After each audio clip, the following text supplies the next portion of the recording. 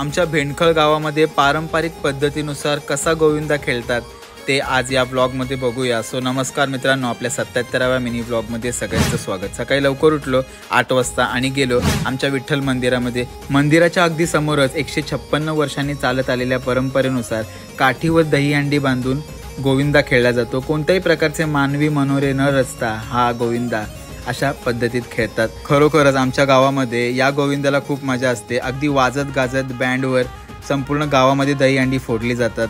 विठ्ठल मंदिर, हनुमान मंदिर आणि गणपतीचं मंदिर या तिन्ही मंदिरासमोर हांड्या फोडून मग सगळे सप्तकरी घरी येतात। घरी आल्यावर कपडे वगैरे बदलून आम्ही गेलो मंदिराच्या समोर पारायण सोडण्यासाठी, कारण 7 दिवसांचा आपला अखंड हरिनाम सप्ताह संपन्न होतोय, तर उपवास सोडला। हा जर पूर्ण ब्लॉग तुम्हाला बघायचा असेल तर माझ्या यूट्यूब चॅनल दीपेश भोईरला नक्की विजिट करा। संध्याकाळी मी घरात होतो म्हणून बनवली पोटॅटो चिल्ली आणि बऱ्याच दिवसानंतर खाल्ली। That's it for the day. Thank you.